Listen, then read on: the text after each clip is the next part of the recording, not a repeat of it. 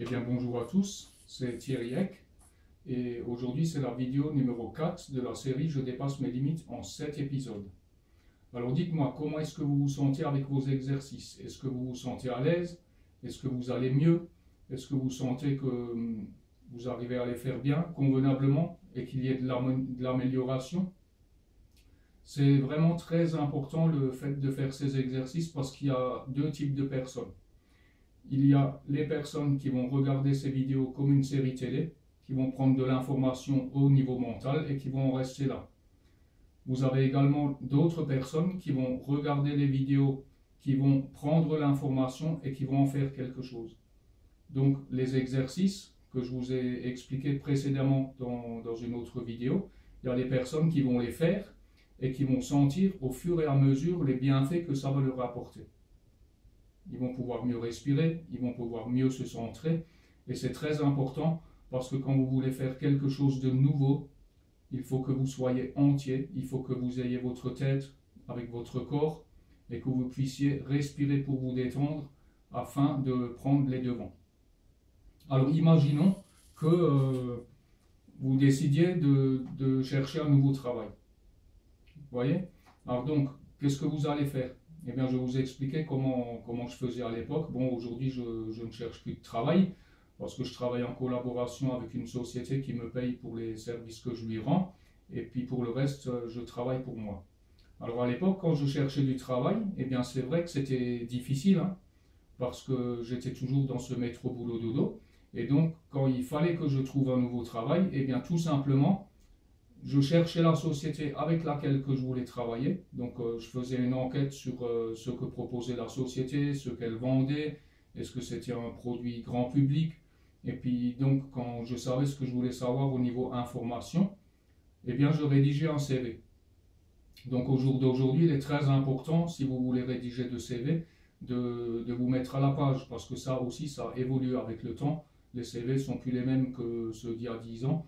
Donc, je rédigeais un CV et ensuite ce que je faisais, eh bien j'allais l'apporter directement là-bas, dans la société dans laquelle je voulais travailler. Et quelques jours après, eh bien j'étais contacté. Vous voyez, en fait, de mettre l'action en place fait qu'au bout, il y a le résultat. Et c'est un petit peu pour vous imaginer ce que je disais tout à l'heure quand je disais il y a deux types de personnes. Il y a ceux qui s'informent au niveau mental, et il y a ceux qui s'informent et qui font, et qui agissent et qui vont jusqu'au bout des choses. Et ça, c'est vraiment très important parce que ça fait la différence et puis ça nous apprend à commencer à dépasser nos limites. Alors, si vous vous demandez quand est-ce qu'on va apprendre cela, eh bien, on est déjà en train de l'apprendre depuis le tout début, depuis les exercices. Et de mieux en mieux, ces exercices-là, vous n'avez pas besoin de les faire juste pendant 21 jours ou pendant 28 jours et puis stop, ça y est, ça fonctionne. Ce sont des exercices que vous pouvez faire durant toute votre vie. Parce qu'il y a toujours un moment auquel vous avez besoin de vous centrer, que vous êtes en train de faire quelque chose et en train de penser à autre chose. Donc vous avez besoin de dire stop, je ne me sens pas si bien que je voudrais. Stop, il faut maintenant que je sois conscient de ce que je fasse et puis que je le fasse bien. Donc j'ai besoin que ma tête soit là et qu'elle ne soit pas ailleurs. Et pour vous détendre, pour vous déstresser, eh bien vous avez besoin peut-être aussi de respirer. Vous voyez, pour faire tomber la pression. Il y a beaucoup de travail aujourd'hui où les gens ils sont sous pression et puis ils n'ont aucun moyen de se défendre. Eh bien avec cette respiration-là, vous allez en quelques respirations pouvoir dire stop, voilà, je me sens mal, je ne me sens pas comme je veux, je suis stressé. Eh bien vous respirez, personne ne va le remarquer, vous pouvez respirer comme ça et tout simplement, vous allez être plus détendu. Et ça, c'est très important. Alors aujourd'hui, nous allons parler d'objectifs. Il y a beaucoup de personnes qui se disent, au début janvier, se disent, voilà, moi je voudrais ceci, je voudrais cela, je voudrais être riche, je voudrais être heureux, je voudrais être en meilleure santé. Vous voyez, en fait, ils disent des choses qui sont assez vagues et qui ne sont pas du tout détaillées. Et puis de ce fait-là, eh bien l'année court et puis à la fin de l'année, ben, il ne s'est passé rien du tout. Si vous demandez à la personne au 30 décembre, ben, d'Ivoire, tu sais, au début de l'année, tu as dit que tu voudrais être plus heureux ou que tu voudrais être plus riche, dis-moi, où est-ce que tu en es aujourd'hui? Et puis là, les gens, ben, ils ne savent pas quoi dire. Parce qu'en fin de compte, l'année s'est passée et puis eux, ben, n'ont rien fait. Alors, tout d'abord, ce qui est important, c'est de savoir ce que vous voulez. Est-ce que vous voulez un nouveau travail? Est-ce que vous voulez grimper, évoluer dans votre travail que vous avez? Est-ce que vous voulez voyager? Est-ce que vous voulez trouver davantage d'amis? Est-ce que vous voulez trouver la personne qui est faite pour vous, avec qui vous allez vivre votre vie? Est-ce que vous avez besoin de choses matérielles? Est-ce que tout ce dont vous avez besoin, il faut que vous vous arrêtiez? Il faut que justement que vous respiriez.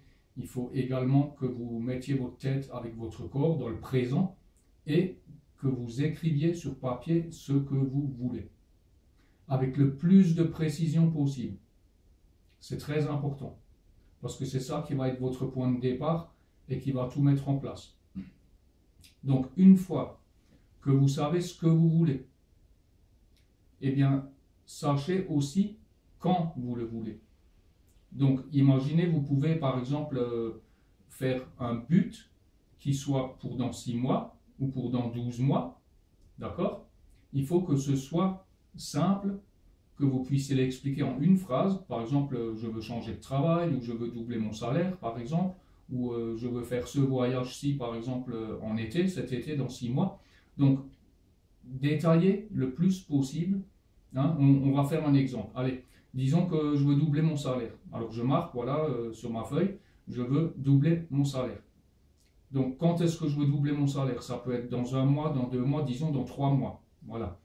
Alors, donc, qu'est-ce qu'il va falloir que je fasse pour doubler mon salaire? Alors, il y a plusieurs possibilités.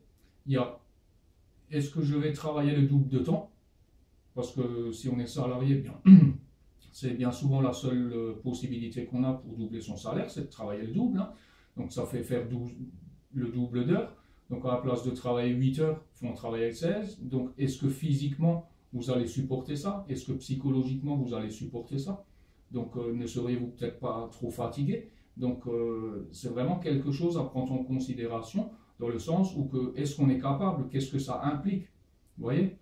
Est-ce que ça implique d'être beaucoup plus en forme, de faire une activité sportive ou de plus respirer? Vous voyez, si vous choisissez de faire le double de temps de travail, c'est très difficile et bien souvent insupportable. Donc, si vous n'y arrivez pas, eh bien, il va falloir trouver une autre solution. Donc, est-ce que je veux, par exemple, un autre travail quelque part d'autre? Donc, c'est pareil, ça va vous faire des heures en plus aussi qui ne seront peut-être pas rémunérées pareil que là où vous travaillez, mais ça sera toujours du temps en plus, donc qui se prendra sur votre temps libre que vous avez. Donc, il va falloir vraiment gérer votre emploi du temps. Ou alors, vous avez une troisième solution, donc garder le travail que vous avez et puis faire une activité, par exemple, sur Internet, quelque chose qui ne prend pas beaucoup de temps et qui peut vous faire donc doubler votre salaire d'ici 3 mois. Voilà. Donc vous voyez, c'est vraiment très très très important de savoir ce qu'on veut, comment on le veut, parce que bien souvent nous disons des paroles en l'air et nous disons des choses qui bien souvent ne veulent rien dire. Alors donc à partir du moment où on décortique et où on va vraiment dans le détail, eh bien on va pouvoir avoir du résultat parce qu'on va pouvoir mettre les choses en marche. Voilà. Donc ça c'est vraiment super important de le savoir, d'en prendre note et surtout de le garder à l'esprit. Parce que c'est vrai que tout est compliqué, tout est difficile hein, aujourd'hui de nos jours, mais tout est aussi possible. Donc il ne tient qu'à vous de faire la différence, de prendre les décisions et de vous mettre en action pour cela. Voilà. Alors je voudrais revenir un petit peu aussi sur la gestion du temps dont nous avons parlé la dernière fois, pardon. Donc je vous disais que nous avons tous 24 heures par jour et qu'en enlevant petit à petit, donc en déduisant le sommeil, le travail, toutes les activités que nous faisons, eh bien en fait il ne nous reste pas beaucoup de temps. Alors est-ce que vous avez réussi à vous dégager du temps pour faire des choses? Combien de temps, qu'est-ce qui vous reste aujourd'hui depuis la dernière fois qu'on a vu ça dans la dernière vidéo? Qu'est-ce qui vous reste aujourd'hui de temps par jour pour pouvoir faire des choses, pour pouvoir vous occuper de vous? Alors nous allons voir également une autre façon qui est complémentaire, donc que j'ai apprise aussi et qui est vraiment très efficace. Et c'est tout simplement de prendre le soir une feuille de papier ou un agenda par exemple et vous notez dessus tout ce que vous allez faire demain. Par exemple, je me réveille à telle heure, ensuite je prends mon petit déjeuner, je vais travailler, ensuite j'ai ma pause, ensuite tout ce que vous allez faire pendant toute la journée jusqu'au coucher. Alors le but c'est pas de mettre 50 000 activités, d'être on va dire surbooké, vous voyez, le but n'est pas là. Le but c'est de faire des choses et de les faire jusqu'au bout. Parce que bien souvent, on a envie de faire des choses et qu'on dit mince, j'y suis pas arrivé, j'y ferai demain. Et puis du coup, demain, on n'a pas le temps non plus. Et puis du coup, le demain, ça ne deviendra jamais. Alors ce qui est important justement, c'est de noter ça le soir. Vous notez ça avant de vous coucher. Et le matin, quand vous vous réveillez, vous reprenez votre feuille et vous relisez ce que vous allez faire dans la journée. Donc ça va vous faire un aide-mémoire. Et le soir, une fois que votre journée est passée, eh bien vous allez revoir si vous avez bien réussi à faire ce que vous aviez envie de faire. Et ça, vous pouvez le faire tous les jours pour vous entraîner pendant un certain temps. Et puis après, ça va devenir un nouvel automatisme qui va bien souvent vous aider et vous aider à planifier vos journées vraiment dans le sens où que vous allez pouvoir réaliser tout ce que vous avez envie de réaliser. Donc je ne dirais pas ce que vous devez, mais ce que vous avez envie. C'est aussi un exercice supplémentaire par rapport au reste pour la gestion du temps et donc qui va accompagner et justement vous permettre de trouver les vides que vous n'avez pas. Parce que quand vous mettez tout vraiment sur du papier millimétré, eh bien vous vous rendez compte que c'est beaucoup plus simple que d'être en train de courir après le temps. Donc voilà, ces deux exercices-là, donc ils sont importants, ils vont à la suite des deux premiers que je vous avais donnés. Et donc, je vous invite à vous entraîner avec. Amusez-vous à prendre une feuille de papier, puis à noter, et puis à voir comme ça la journée, si vous avez fait tout ce que vous aviez programmé. Et puis le soir, eh bien tout simplement, vérifier est-ce que c'est OK ou pas. Et si jamais c'est pas OK, eh bien vous pouvez vous améliorer. Vous pouvez vous dire, voilà, aujourd'hui je voulais faire ça. Et puis ma foi, j'y suis pas arrivé parce que j'ai été trop long sur autre chose. Comment est-ce que je vais pouvoir faire la prochaine fois pour pouvoir le faire et être dans les temps. Vous voyez, c'est aussi un exercice qui se fait au fur et à mesure et puis que vous pouvez faire pendant toute votre vie, si vous le souhaitez. C'est pas quelque chose qu'il faut juste faire pendant 8 jours parce qu'en fait, en approfondissant, le but c'est toujours d'approfondir parce qu'il y a toujours des personnes qui font des choses en surface. Vous voyez, vous connaissez peut-être sans doute des gens qui font plein de choses, ils ont plein d'activités et tout ça. Et puis en fait, c'est un petit peu juste la course contre le temps pour se dire, voilà, je fais plein de choses, je suis quelqu'un d'actif et tout ça. Et puis en fin de compte, ils n'ont pas vraiment de temps pour eux. Et puis en fait, ils sont toujours crevés. Ils sont crevés, on va dire, peut-être pas forcément que physiquement, mais surtout mentalement et moralement. Parce qu'en fait, ils se donnent vraiment trop de choses à faire par rapport à ce qu'ils pourraient faire. Et puis du coup, eh bien, ça fait que de la surface, ils n'arrivent pas à approfondir quoi que ce soit, et puis du coup, ils n'arrivent pas à avoir les résultats qu'ils souhaiteraient avoir. En l'occurrence, si vous prenez une ou deux activités à la place d'en prendre 10, eh bien, vous allez pouvoir approfondir. Moi, je dirais toujours, vous voyez, je fais par exemple 3 activités, donc que je fais moi, personnellement, eh bien, j'en ai toujours une que je fais. Et quand elle fonctionne comme je veux qu'elle fonctionne, eh bien je vais pouvoir entamer la deuxième activité et progresser là-dessus. Parce que si je faisais les 3 en même temps, déjà je suivrais peut-être pas forcément mentalement, mais je suis sûr que je m'y perdrais également comme justement ces gens qui font trop de choses à la fois. Voilà.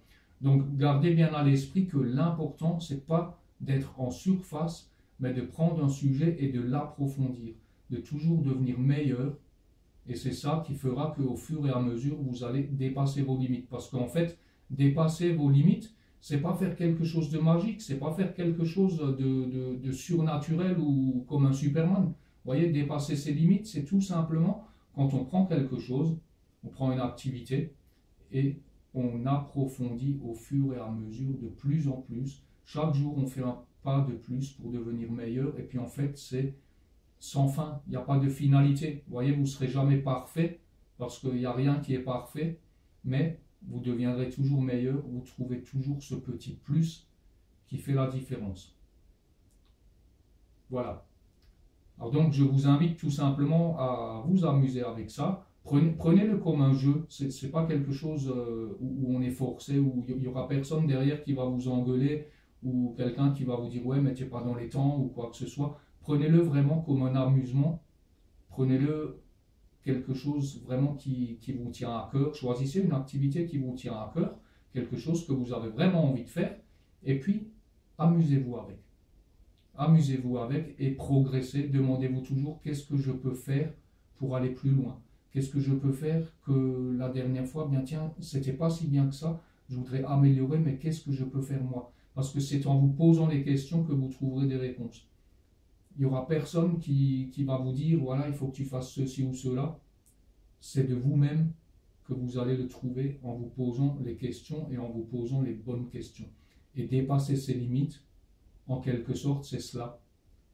C'est respirer, aller au fond de soi, se détendre et se poser les bonnes questions. Qu'est-ce que je pourrais faire pour m'améliorer?